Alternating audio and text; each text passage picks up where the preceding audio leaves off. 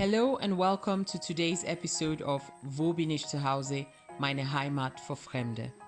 Simply put, where do I call home, my home country for foreigners? Hiking in Nigeria? Yes, we can. Whenever I travel, I love being outside. You know, going to forests, climbing up hills or mountains when there's some. So, of course, heading back to Nigeria, I wanted to find out if I could go hiking in Nigeria and where I would go hiking in Nigeria. Nigeria is a country blessed with diverse landscapes. We're talking forests, hills, caves, lakes, rivers, rock formation. All of these landscapes offer abundant trails, but I have to be honest with you, a lot of them are not developed. So you're not going to find information on the distance, the terrains you will find, how much time it's going to take you to get there. So it's basically at the grassroots level. But I was so happy to find out that a lot of our young people have still discovered that there is a possibility to create recreational activities around hiking for themselves, for locals, and for tourists as well. So when I was looking for my information, I came across Niger Adventures. They organize tours around Abuja, hiking tours around Abuja. So if you're looking for a group to go with, do check them out. They're on Instagram. And I also found information on the Center of Nigeria from Sage Travels, an article that he wrote. But today we will be looking at Katampe Extensions. Katampe Extensions is based in Abuja. A little about Abuja. Abuja is the only planned city in Nigeria that was developed around late 1980s to 1990. The idea behind the city was that it should provide a safe area that unites various cultures that you find in Nigeria. So you will find people from different cultural background living in Abuja. And as of 2006, Abuja had a population of over 700,000, but as of today, it's almost at 3 million. So it's one of the fastest growing cities. So it is not unusual that when you go hiking in Abuja that you might come across locals going about their business, going to their farms, going to get some firewood, going back home. So if you do come across some locals, you can just simply say hello, and you can do that by saying Sanu, which means hello in Hausa, that almost everybody understands. Getting to Katampe Extensions. We took a taxify from Gwarimpa to Aminu Saleh Road. My advice to you would be to, if you're driving yourself, park your car alongside Aminu Saleh Road and already start from there to go up to Katampe Extensions Hill. We made the mistake of going with the car past the first gate because we thought we were going to Katampe Hill. According to Google, you would need an hour to get to the first lookout point where we were, and if you wanted to explore further, you might need an extra hour. What else can you expect to see on this trail? I will be showing you the crops that we come across, so mango, banana, cashew, and also the local architecture that you will see in farmlands or villages. Most importantly, I just want you to enjoy the nature, listen to the birds, hear the insects, and experience with me Katampe Extension. So do join me. So this is what your cashew looks like. That's the nuts, and this is the fruit itself. I actually grew up eating the fruit, so I do know what the fruits look like. But in some places in Nigeria, you do not get to see the fruits. So let's go up there. There are cashews in nature, and this is what the cashew leaves and in itself look like. Oh, I wish you could smell what I'm smelling right now, because it smells really good. Just smells of leaves. And those are bananas.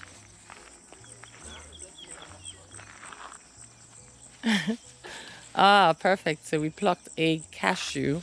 Let me show you that close up. It's not very ripe right now because it's still quite hard. And there's the seed that you know. So that is roasted and cracked open, and you get your cashew nuts as you pick them off on the shelf. Okay. The fruit is quite good. It's fleshy and it's usually white, yellowish inside. Sometimes you could, get sticky in your mouth if they're not really ripe. But this is a cashew fruit. Okay. So a lot of places have water issues, erosion. As you can see, this has dug a hole in here and it will eat into the road at some point. There's those fruits I mentioned again. And you got a rock. We're going up to a particular sign. See what's written on that board. There's a second entry gate we're passing, but here's a bigger gully from erosion, which is something that we face in several parts of the country because most of it is on this kind of sand, and when it rains and we have heavy rains, it takes the sand away with it, so roads are kind of like eaten up and then you don't have a pathway. But those are banana plants in the back, and this gully occurred naturally because of rain. These are also farmland, because we passed one or two farmers who are on their farm. We have a pile of firewood because it still plays a huge role in preparing food or creating energy. You can see the ridges. I remember doing this when we used to plant cassava. I would go on holiday with my mom to a farm and plant cassava and harvest it as well. Wow, just look at this view. Look at the greenery. So actually the sun is not out yet, but believe me when I say it's hot. It's feeling hot and sticky. You feel like you should wear absolutely nothing. But because I know that when the sun comes out, I'll be asking myself if I forgot where I was. That's why I'm fully clad, just to make sure I avoid a burn later.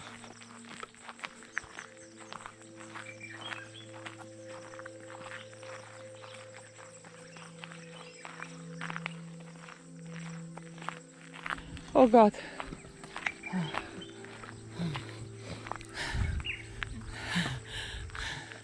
So you see the climb, come prepared for it. It's not an easy one, but you get rewarded with a very good view of Abuja. Look at this. Wow. And we're not up yet.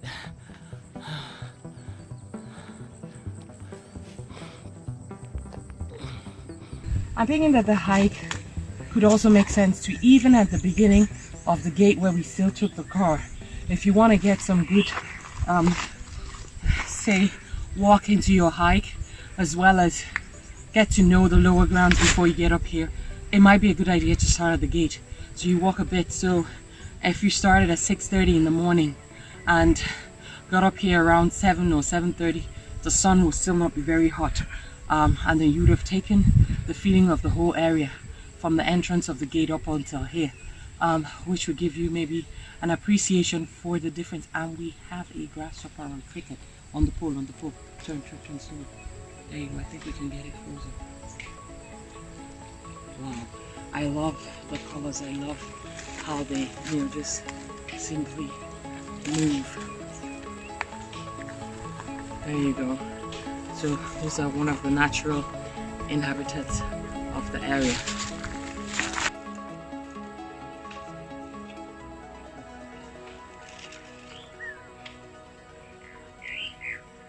Oh, this one is not shy at all.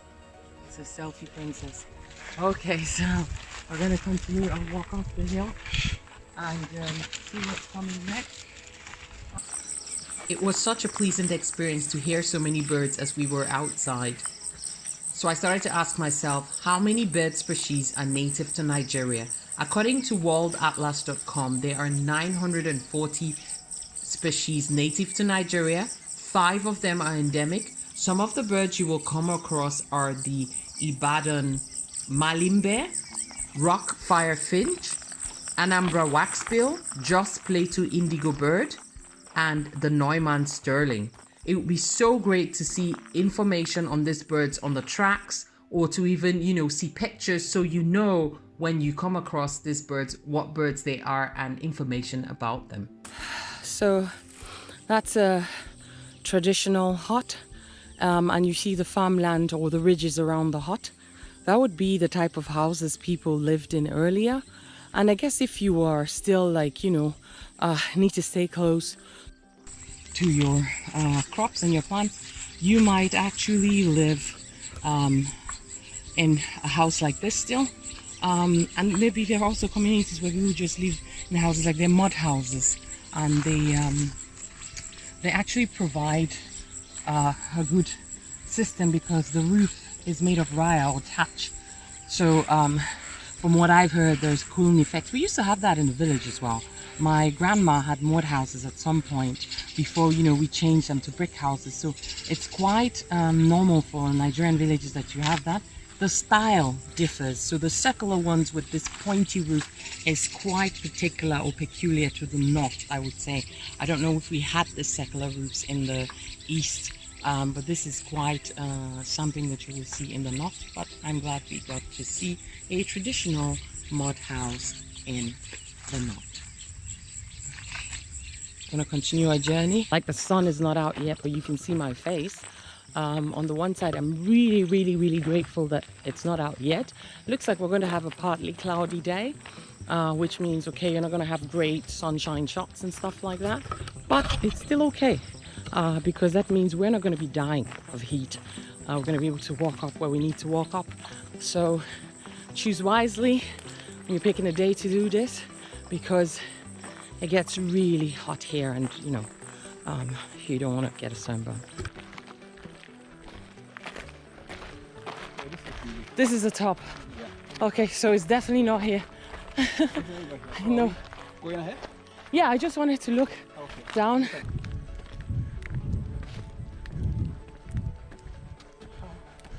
Wow. This what? Those huts. Ah, there's more. There's more of it. Okay.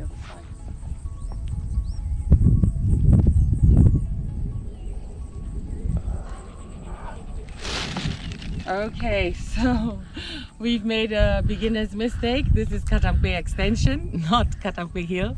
So the center of Nigeria we're looking for is somewhere about 21 minutes car drive from here. So make sure if you decide to do the hike and you're looking for the center of Nigeria, look for the Yaso radio. That's where it's located. That's the hill that you need to go to.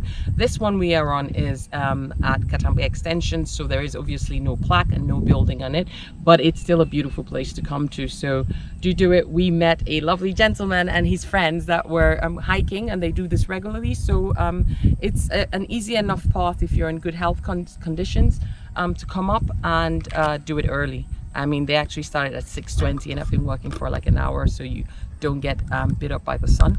So check it out. Yeah. We're heading back down because now we have to walk 3.5 hours or take a cab for 21 minutes. I think we'll take the cab. You don't know? Okay. I think that's something that I also find a pity, that you don't have like this information, like, okay, what animals are naturally in this location. That's because nobody's researching it, or nobody cares to research it, but it would make good projects for the university students. So this reminds me of the rice terraces in Vietnam, I mean from the pictures, but they're not rice terraces. These are slides caused by erosion that we talked about. The sand slides down and you have a different topography in the area. So that's what we're just seeing. This is all natural.